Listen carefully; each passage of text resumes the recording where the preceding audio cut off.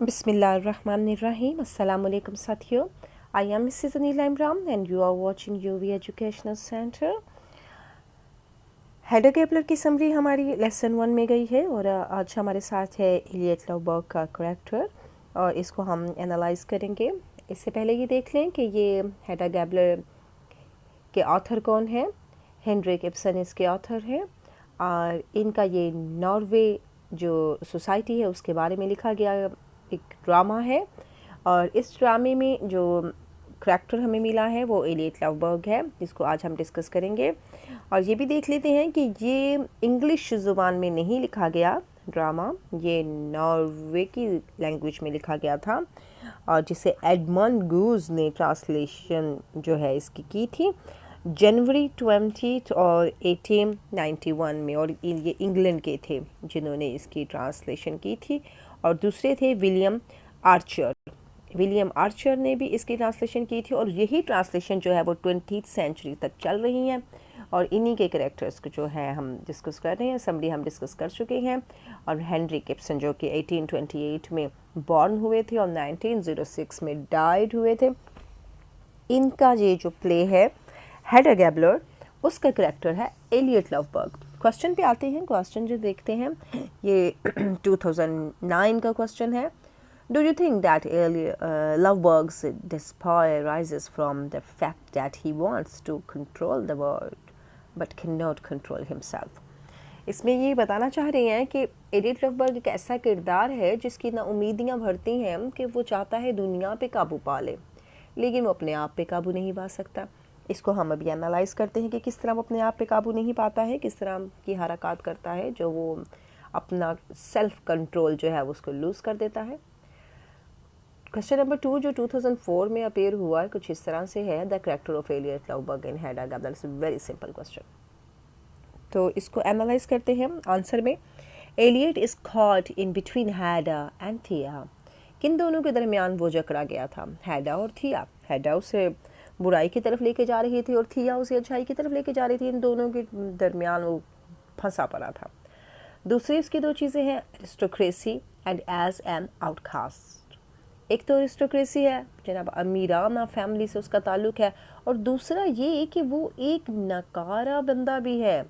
एक तो अमीर है और दूसरा नकारा है या आउटकास्ट निकाला हुआ है. मे भी अपनी सोसाइटी से निकाला गया है अपनी हरकत की वजह से. स्कॉलरली फेम उसका ये जो अदबियाना शोहरत है यानी किताबें लिखने की शोहरत है, फेम है उसका, बड़ा इल्मी तौर पर जाना जाता है. एक उसकी ये है शोहरत. एंड शेमफुल डिसरिप्यूट और दूसरी है उसका शर्मनाक बदनाम और रुस्वा एटीट्यूड. बदनाम डिसरिप्यूट है, रुस्वा और बदनाम किस्म का, शर्मनाक बदनाम किस्म का भी जाना जाता है. ये भी उसकी दो किस्म की एनालाइजेशन हम देख रहे हैं. ड्रिंकिंग शराब नोशी करता है एंड सेल्फ कंट्रोल और अपने आप को कंट्रोल करने की कोशिश करता है. खर्ज एक तो बड़ी हिम्मत दिखाता है कि वो ज़माने की रस्मों को तोड़ता है. एंड कावर्डाइज और दूसरी तरफ से बुज़दिली दिखाता है. जब हेडा उसे ज़रा सी वो धमकाती है अपनी पिस्टल के साथ तो डर के मारे भाग जाता है, दोबारा उसको मिलता नहीं. His role in Hedda Gabler revolves around the tensions of being in between, the pressure to move in one direction to another. इसका जो किरदार है हेडा गैबलर में वो किसके गिर्द घूमता है, उन परेशानियों के गिर्द घूमता है जो उसकी अपनी ही बनाई हुई हैं. और वो है दबाव किस चीज़ का कि एक दबाव पड़ता है वो तो एक मूवमेंट में चला जाता है, एक तरफ हो जाता है, दूसरा दबाव पड़ता है दूसरी तरफ हो जाता है. जब उस पर दबाव था हेडा गैबलर का तो हेडा के दबाव से निकल के वो इसके खौफ से या इसके शूट करने की धमकाने से भाग के दूसरे इलाके में चला गया. वहाँ उसे मिसेस एल्वेस्टेड और थिया इससे मुलाकात हुई. इसने उसे रिफॉर्म कर दिया. जब वो सुधर गया तो फिर वो वापस इसी प्रेशराइज में आ गया, यानी वो कभी इस डायरेक्शन में जाता है कभी उस डायरेक्शन में जाता है. सेकंड पैराग्राफ में देखते हैं Hedda is the main proponent of this back and forth action. अब ये जो है प्रोपोनेंट कहते हैं वजह बनना. किसकी, किस चीज़ की वजह बनना, इस आगे पीछे के अमाल की हेडा वजह बन रही थी. हेडा ने चूँकि उसे मैनिपुलेट कर रखा था, उसको अपने कंट्रोल में किया हुआ था और वो भी दिली तौर पर उस पर दिल हार बैठा था, इस वजह से उसकी बातें ज़्यादा सुनता था। वो नो हम जानते हैं she has jerked Eilert around, कि उसने एलियट के इर्द गिर्द अपने आप से उसको जकड़ा हुआ था। जर्क्ड का मतलब अगर लेते हैं तो दो मफहूम में आता है। एक तो आता है कि जनाब टुकड़े टुकड़े कर देना, दिल तोड़ देना, टुकड़े कर देना, या बेवकूफ़ बनाना। इनफैक्ट हैडा उसे फूल ही बना रही थी, क्योंकि जब वो उसे कहता है कि तुम मुझसे ज़रा सा भी प्यार नहीं करती थी, तो उसने कहा नहीं, ये तुम सोचते हो, मेरा तो ऐसा कोई ख्याल नहीं है। तो हम ये जानते हैं कि वो उसे सिर्फ बेवकूफ़ बना रही है। व्हेन दे वर फ्रेंड्स, जब वो दोस्त थे तो इसे बेवकूफ़ बनाकर वो इससे फॉरबिडन वर्ड की रियलिटीज़ जानने की कोशिश किया करती थी। नेक्स्ट पैराग्राफ में देखते हैं, तो Eilert comes from a wealthy aristocratic family. वो आया है बड़ी दौलतमंद और अमीर ख़ानदान से, जो है उसका ताल्लुक है, वहाँ से आया है। This is important to remember, ये याद रखना बहुत ज़रूरी है, because it puts him on the same level is as Hedda and Brack. ये उसको उसी लेवल पे, उसी सतह पे ले आता है जिस सतह पे हेड और बैक बजाते खुद हैं। Not in the middle class represented by George and his ऑन्ट। अब अगर मिडिल क्लास को देखें, एक ऐसी मतवस्त क्लास को देखें जो कि जिसकी नुमाइंदा कौन है, जॉर्ज हैं, यानी हैडा के हस्बैंड मिस्टर टेस्मैन, और आंट जूलियाना, आंट्स जो टेस्मैन की आंट्स हैं, ये दोनों मिडिल क्लास से ताल्लुक़ रखते थे। लेकिन जज ब्रैक, हैडा और एलियट लवबर्ग अपर क्लास से ताल्लुक़ रखते थे। इनका ताल्लुक़ हाई सोसाइटी, हाई क्लास से, अमीर लोगों से था। ऑल दोज रेफरेंसेस, ये जो सारे हम हवाले दे रहे हैं, टू हिज पास्ट सिंस, जो कि उसके माजी के गुनाहों के हैं, रेफर टू वन थिंग, एक ही चीज़ को हवाला देते हैं, एक ही चीज़ की तरफ हमें रेफ़र करते हैं, उसकी तरफ हमें ले जाते हैं, और वो क्या है, अल्कोहलिज्म, कि वो शराब नोशी करता था। Eilert used to run around town getting drunk, वो तो टाउन में, इलाके में इधर उधर फिरता रहता था और चाहता था कि नशे में ही रहे, शराब के नशे में रहे। And hanging around with the wrong crowd, और अपने आप में वो किसके गिर्द जकड़ा हुआ था, एक गलत हजूम ने, गलत हजूम, गलत दोस्तों का, गलत सोबत का, यानी बुरी सोबत का शिकार था वो। स्पेसिफिकली ख़ास तौर पर मैडम मोज़ाइल डायना, ये जो डायना है, मैडम मोज़ाइल डायना, इसके अब वो ख़ास तौर पर इसके साथ इन्वॉल्व था। ये क्या थी, एक प्रॉस्टिट्यूट थी ऑफ अ सॉर्ट, एक किस्म की ये तवाइफ थी जिसके जाल में वो जकड़ा हुआ था।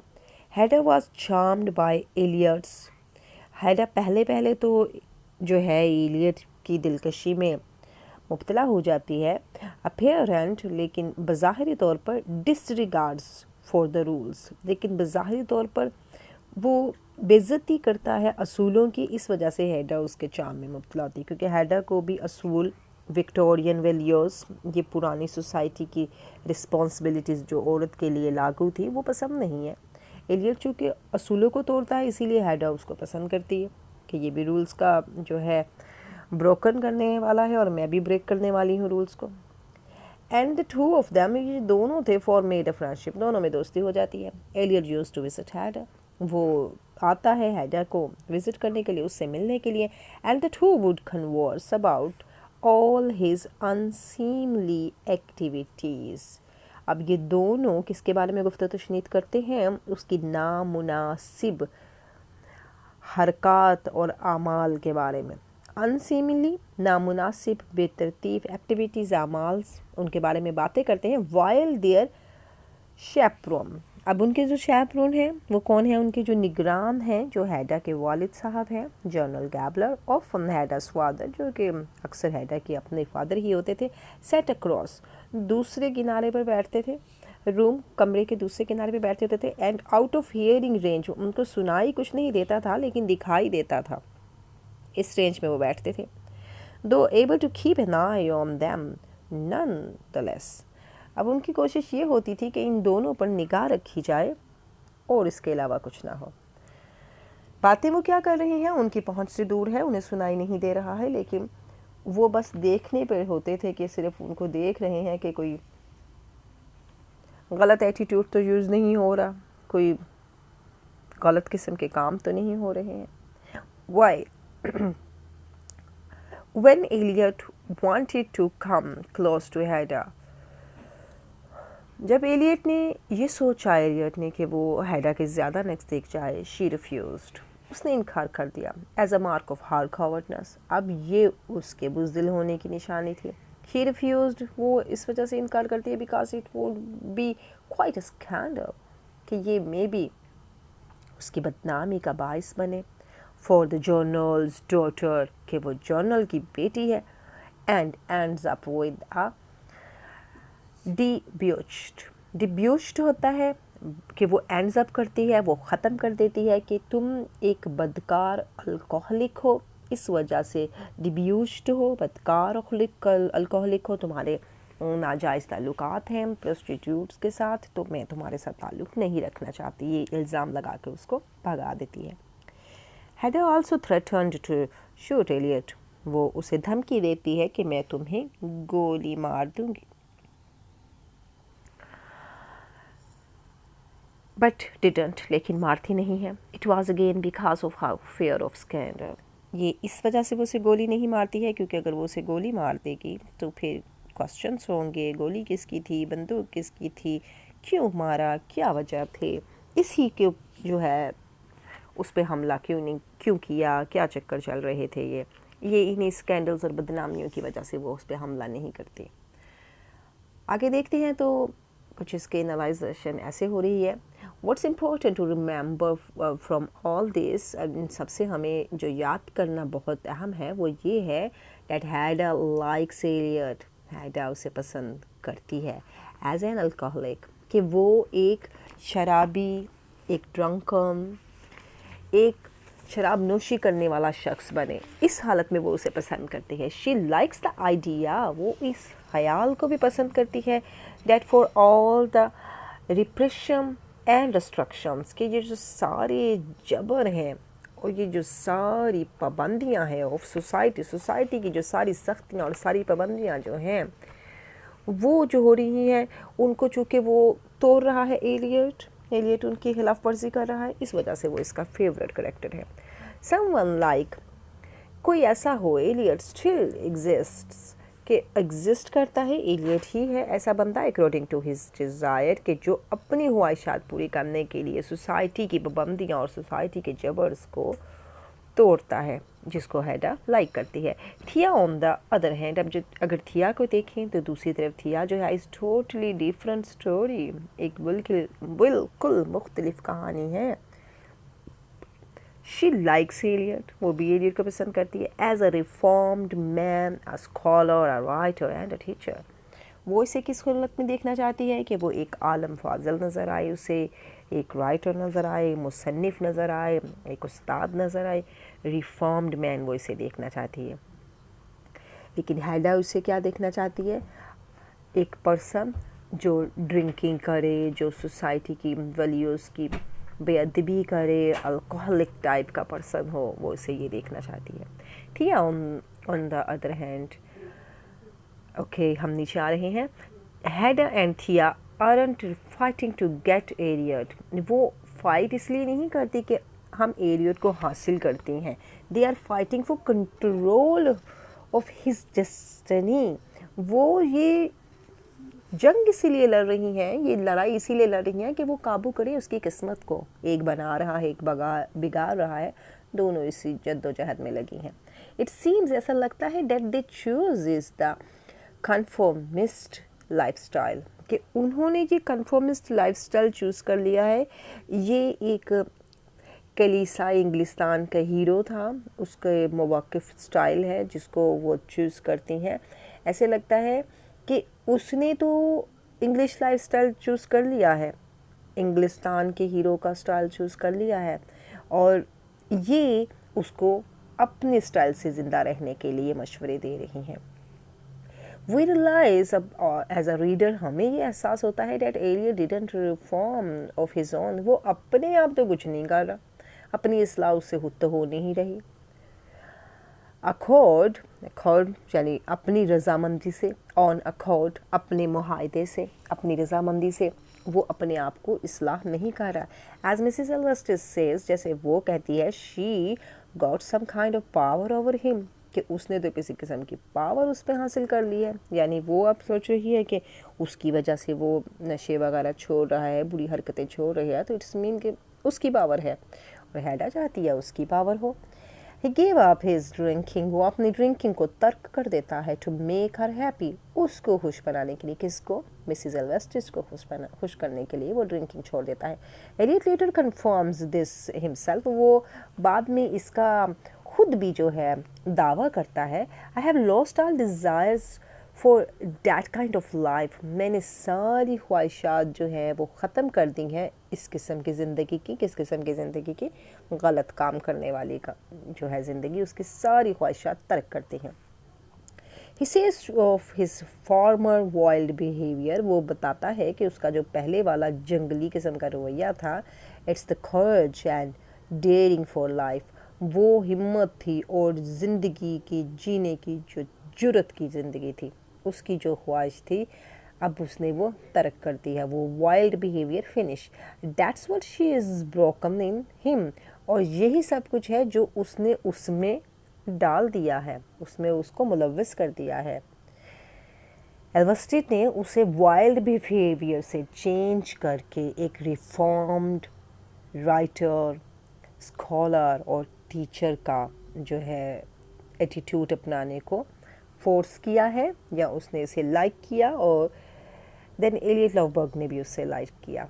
अगर हैडा ने उसे अल्कोहलिज्म की तरफ किया तो वो उस तरफ चला गया। यही इसके करैक्टर की एक एनालाइजेशन है कि ये अपने आप रिफॉर्म भी नहीं होता और अपने आप बुरा भी नहीं बनता, ये बातों में ही आने वाला करैक्टर है। तीसरा इज़ ऐसा लगता है एन इंटरेस्टिंग पॉइंट, ये एक इंटरेस्टिंग पॉइंट, एक दिलचस्प नुक्ते के तौर पर उठता है। द रिलेशन, ये जो रिलेशनशिप है, ताल्लुक़ है बिटवीन खर्ज एंड ड्रिंकिंग, कि हिम्मत और फिर शराबनोशी बड़ी हिम्मत का काम करता है। वी नो हैडा थिंक्स, हम जानते हैं, हैडा सोचती है दैट एलियट इज़ कॉर्जियस, के एलियट जो है वो बहादुर है। व्हेन ही इज़ ड्रिंकिंग, और जब वो पीता है वो बहादुर हो जाता है, एंड कावर्डली और बुज़दिल हो जाता है। व्हेन ही इज़ नॉट, जब वो नहीं पीता है। Also even Eilert feels the same way, वो भी ऐसा ही सोचता है कि जब मैं पीता हूँ तो मैं बड़ा बहादुर बन जाता हूँ, जब मैं नहीं पीता तो बड़ा बुज़दिल हो जाता हूँ। ही ऑलमोस्ट रिसेंट का मतलब होता है नापसंद करना या नाराज़गी शो करना, वो भी नाराज़गी शो करता है। व्हाट इज़ एसेंशियली हिज डेमोस्टिकेशन, जो उसके महज़ब, उसके मानूस, उसके पालतू होने का जो है वो बहुत ज़रूरी है। बताना चाहते हैं कि एलियट भी यही फील करता है, क्योंकि वो बिल्कुल नापसंद करता है कि ये उसको जो बनाया जा रहा है, महज़ब बनाया जा रहा है, इसको वो नापसंद करता है on the part of Mrs Elvsted. जबकि मिसेस एल्वेस्टिस चाहती है वो महज़ब बन जाए, डोमेस्टिकेशन हो जाए, उसमें ज़रा तहज़ीब आ जाए, मानूस हो जाए, वो उसका पालतू सा बन जाए, जैसे वो कहती है वैसे ही काम करे। महज़ब इसका बेहतरीन जो है ट्रांसलेट सूट करता है, तो इसको एलियट बजाते खुद पसंद नहीं करता है। She's broken his courage and his daring, उसने उसकी हिम्मत और जुर्रत को तोड़ दिया है। यानी वो समझता है अगर वो ड्रिंकिंग करता है तो वो बड़ा बहादुर है, बड़ा कोर्जियस है, बड़ा डेयरिंग है, लेकिन अगर वो डोमेस्टिकेशंस में आता है, महज़ब बन जाता है, तो एक्चुअली वो महज़ब नहीं बन जाता, वो बुज़दिल बन जाता है। It is due to this resentful, इसी नफ़रत की वजह से, इसी नाराज़गी की वजह से, थिंकिंग, इस नाराज़ सोच की वजह से, that he breaks up with Mrs Elvsted, वो मिसेस एल्वेस्टिस से ही रिश्ता तोड़ देता है। ही सेम्स ऑलमोस्ट क्रूअल, वो बड़ा इस वक्त हमें जालिम महसूस होता है। व्हेन शी टेल्स हर, जब उसे कहता है फॉर नाउ ऑन वो is separate, I have no more use for you, अब से हम दोनों अलग हो चुके हैं और मैं तुम्हारे इस्तेमाल का नहीं रहा, तुम्हारे फ़ायदे का नहीं रहा, तुम्हारे लिए किसी काम का नहीं रहा। एंड दैट्स बिफोर, और इससे पहले ही टेल्स हर, उससे कहता है that he has ripped up their brain child into 1,000 pieces, कि उसने रिप्टअप होता है किसी कागज़ के टुकड़े को फाड़ना, कि उसने कागज़ जो है वो जो मुसवदा था, मैन्युस्क्रिप्ट था, उसको जो उनके दोनों के ब्रेन चाइल्ड की हैसियत रखता था, दोनों के दिमाग का एक बच्चे की हैसियत रखता था वो मैन्युस्क्रिप्ट, उसको हज़ारों पीसेस कर दिए हैं। Of course Eilert will later explain, अगरचा बाद में वो इस चीज़ की वजाहत करता है कि सीमिंगली सेडेस्टिक, वो बताता है अपनी बज़ाहिर उदासी, हैडा के सामने वो इकरार करता है, बिहेवियर टू हैडा की तरफ अपने रवैये के साथ वो अपने इस सडेस्टिक और उदास रवैये को बताता है कि इनफैक्ट वो इसे खो चुका है, उसने उसे पारा नहीं है।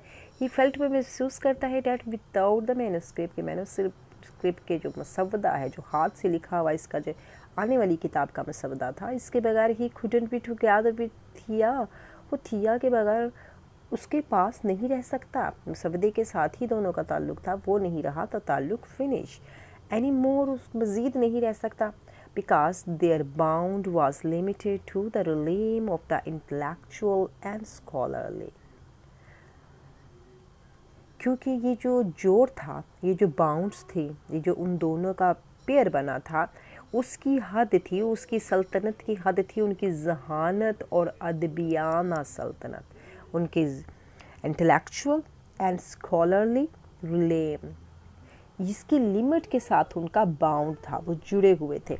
मोस्ट इम्पॉर्टेंटली, बहुत ज़्यादा ख़ास तौर पर, Eilert never at any point loved Thea, वो किसी भी जाविये से थिया से प्यार नहीं करता है।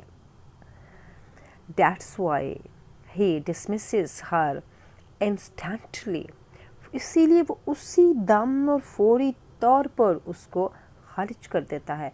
But sacrifices his life to die, लेकिन अपनी जान मौत के लिए कुर्बान कर देता है। The life of a hero, और ये ज़िंदगी होती है ऐसे जैसे कि एक हीरो की होती है। मेन पॉइंट्स देख रहे हैं, ये हम करंट नोट से कर रहे थे। Eliot is caught between two extremes, दोनों जो है एक्सट्रीम्स के अंदर वो फंसा होता है, दोनों तरफ से उस पर शदीद दबाव होता है। सेकंड में देखें तो नेचर ऑफ रिलेशनशिप बिटवीन थिया एंड एलियट, और इन दोनों के दरमियान जो ताल्लुक़ था उसका फितरी जो है अगर मुआवजा किया जाए तो कैसा था, क्योंकि दोनों की नेचर एक थी, दोनों असूलों को तोड़ने वाले थे, तो फिर वहाँ पर दिमाग ज़्यादा मिक्स होता है जहाँ पर आपकी सोच मिलती है। हैडा's रिजेक्शन ऑफ एलियट, हैडा जो है वो जब इसको रिजेक्ट कर देती है, इसको रद्द कर देती है, रिलेशनशिप बिटवीन एलियट एंड थिया, तो फिर रिलेशनशिप किसका बनता है, एलियट का और थिया का बन जाता है। लेकिन इन दोनों में चीज़ें एक जैसी नहीं होती हैं, एक अच्छा और बुरा या सीधा और चालाक या कुछ भी लगा लें, दोनों की रिफॉर्म्ड मैन और अल्कोहलिक, इन दोनों में फ़र्क है। लेकिन हैडा ने उसको जिस जाविये में ढाला वो उस जाविये में गया, फिर थिया ने उसे जिस जाविये में भेजा वो उस जाविये में गया, दोनों में उसका अपना कोई हाथ नहीं था। एलियट वो जो प्रूव्स करता है, वो साबित करता है to be a total failure, कि वो मुकम्मल तौर पर नाकाम है इन लाइफ, ज़िंदगी में, as he neither gets Hedda nor Thea, कि ना तो उसे हैडा मिलती है और ना ही उसे थिया मिलती है। साथियों, हमने करंट नोट से इसके करैक्टर की एनालाइजेशन की है और इसकी डिपिक्शन के बाद उम्मीद है आपको इस करैक्टर की मज़ीद अच्छी समझ आ गई होगी। इसके बाद हम नेक्स्ट वीडियो में हाजिर होंगे। Like, subscribe, comment. Thanks a lot. अल्लाह हाफिज़।